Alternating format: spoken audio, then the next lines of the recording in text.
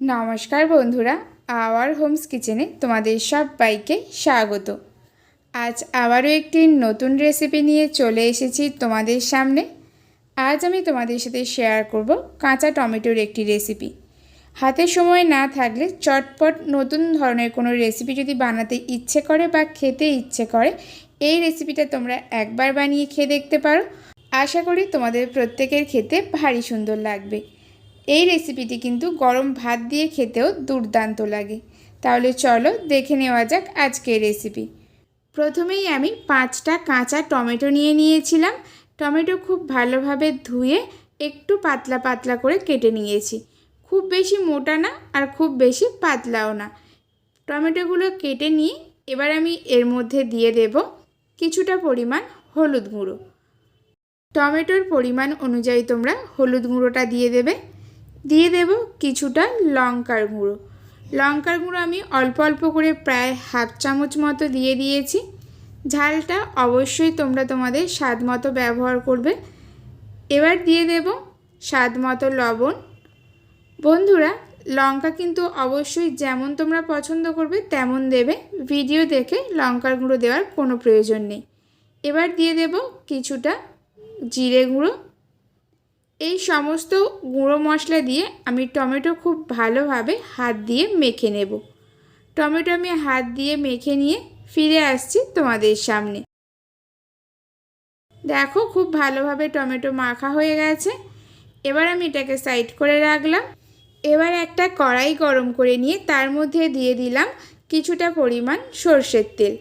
তেলের পরিমাণটা তোমরা তোমাদের পছন্দ মতো বা টমেটোর পরিমাণ অনুযায়ী ব্যবহার করতে পারো। এবার দিয়ে দিলাম একটু কালো জিরে আর একটা কাঁচা লঙ্কা। লঙ্কাটা একটু ফাটিয়ে দিয়েছি। এই ফোড়নটা কয়েক সেকেন্ড একটু গরম তেলের মধ্যে নাড়াচাড়া করে নিলাম। এবার আমি এই তেলের মধ্যে দিয়ে দিচ্ছি মেখে রাখা টমেটো।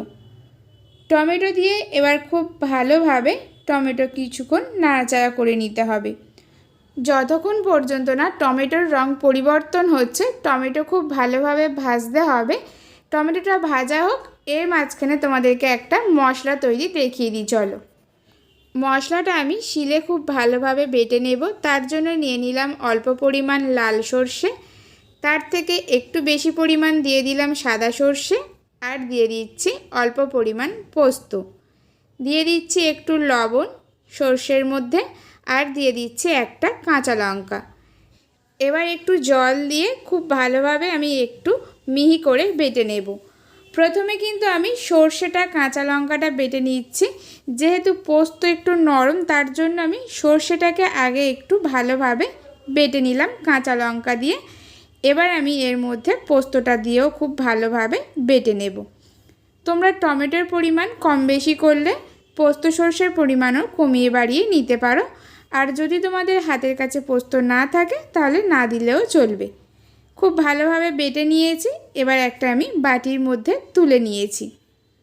এবার দেখো টমেটোটা অনেকটাই কিন্তু ভাজা ভাজা হয়ে গেছে, রঙটাও কিন্তু আগের থেকে অনেকটা পরিবর্তন হয়ে গেছে।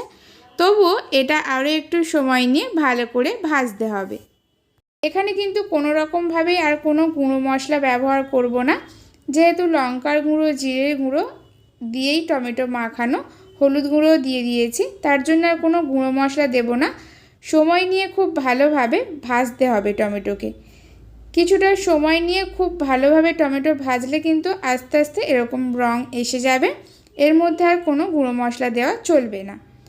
কিছুটা সময় নিয়ে দেখো খুব ভালোভাবে টমেটো ভেজে নিয়েছি। টমেটো তো অনেকটা নরম হয়েছে, রংটাও কতটা পরিবর্তন হয়ে গেছে দেখো। ঠিক এই পর্যায়ে আমি দিয়ে দিচ্ছি বড় বাটির হাফ বাটি মতো জল।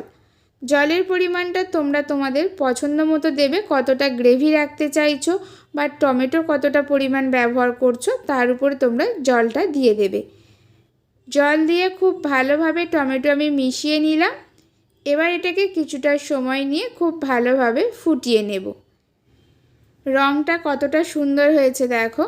এখানে কিন্তু কোনো রকমভাবেই কাশ্মীরি লঙ্কার গুঁড়ো ব্যবহার করা হয়নি। একটু ভালোভাবে ফুটে যাওয়ার পর নাড়াচাড়া করে নিয়ে টমেটোগুলো কতটা ভালো সিদ্ধ হয়েছে তোমাদেরকে দেখিয়ে দিচ্ছি দেখো। হালকা এরকম চাপ দিলেই কিন্তু টমেটোগুলো দু টুকরো হয়ে যাচ্ছে। টমেটো খুব ভালোভাবে সিদ্ধ হয়ে গেছে, যেহেতু খুব ভালোভাবে ভেজে নেওয়া হয়েছে তার জন্য কিন্তু জল দিয়ে খুব একটা বেশি ফোটানোর প্রয়োজন হয়নি। এবার আমি টমেটোর মধ্যে দিয়ে দেব বেটে রাখা সর্ষে আর পোস্ত। একটু জল দিয়ে ভালোভাবে পাতলা করে নিয়েছি, নিয়ে আমি টমেটোর মধ্যে দিয়ে দিলাম। এই পর্যায়ে গ্যাসের ফ্লেম একেবারে লোতে রেখেছি। বাটিটা ধুয়ে একটু জল দিয়ে দিলাম। এবার খুব ভালোভাবে সর্ষে আর পোস্ত টমেটোর সঙ্গে মিশিয়ে নেব। এই পর্যায়ে কিন্তু রঙটা একটু পরিবর্তন হয়ে যাবে, যেহেতু সাদা সর্ষে আছে, পোস্ত আছে, একটু সাদা সাদা ভাব তো আসবেই, কিন্তু খুব একটা সাদা হবে না, যেহেতু আমি এখানে লঙ্কার গুঁড়োর পরিমাণটা একটু বেশি দিয়েছি। কিন্তু বন্ধুরা, তোমরা যদি ঝাল কম খাও, লাল রঙ আনার জন্য কিন্তু লঙ্কার গুঁড়ো বেশি পরিমাণ দিও না, তাহলে তোমরা একটু কাশ্মীরি লঙ্কার গুঁড়ো ব্যবহার করতে পারো। এবার দেখো খুব ভালোভাবে সর্ষে পোস্ত টমেটোর সঙ্গে মিশিয়ে নিয়ে গ্যাসের ফ্লেম হাই করে দিয়েছে। এবার হাই ফ্লেমে একটু ফুটিয়ে নেব। এই সময় দিয়ে দিচ্ছি একটু চিনি, যেহেতু কাঁচা টমেটো একটু টক ভাব আছে তার জন্য একটু চিনি দিলাম। চিনিটা তোমরা তোমাদের স্বাদ মতো দেবে, কতটা পরিমাণ তোমরা দিতে চাইছো সেই অনুযায়ী তোমরা চিনিটা দিয়ে দেবে। চিনি দিয়ে খুব ভালোভাবে দেখো নাড়াচাড়া করে নিচ্ছি। কতটা সুন্দর দেখতে হয়েছে দেখো। বন্ধুরা, তোমরা যারা কাঁচা টমেটো খাও না বা পছন্দ করো না, এইভাবে একবার বানিয়ে খেয়ে দেখো, আশা করি তোমাদের প্রত্যেকের খেতে ভারী সুন্দর লাগবে। গ্রেভিটা আমি এতটাই রাখবো, তাই আমি এই পর্যায়ে এবার দিয়ে দিচ্ছি 1 চামচ মতো কাঁচা সর্ষের তেল। এই তেলটা দিলে কিন্তু ভারী সুন্দর খেতে লাগে। বন্ধুরা দেখো, তেলটা দিয়ে কিন্তু সঙ্গে সঙ্গে আমি নাড়াচাড়া করছি না, তেলটা দিয়ে কিছুক্ষণ ফুটিয়ে নেব, তারপর আমি এটাকে নাড়াচাড়া করে নেব। একদম পুরো রেডি হয়ে গেছে গরম গরম কাঁচা টমেটোর রেসিপি। এই রেসিপিটি গরম ভাতের সাথে খেতে যতটা ভালো লাগে, রুটি দিয়ে খেতেও কিন্তু ভালো লাগে। এবার আমি গ্যাসের ফ্লেমটা অফ করে দিয়ে কিছুক্ষণ স্ট্যান্ডিং টাইমে রেখে দেব, তাহলে কিন্তু এর রঙটা আরও সুন্দর হবে। বন্ধুরা, তোমাদের আজকের এই রেসিপিটি যদি কোথাও ভালো লেগে থাকে, ভিডিওটিতে একটি লাইক করে দিও, চ্যানেলটিকে সাবস্ক্রাইব করে তোমরা সবাই আমার সঙ্গে থেকো। আজ তাহলে এই পর্যন্ত, ফিরে আসবো অন্য কোনো একটা নতুন রেসিপি নিয়ে। ততক্ষণে তোমরা সবাই সুস্থ থেকো, ভালো থেকো। সবাইকে নমস্কার।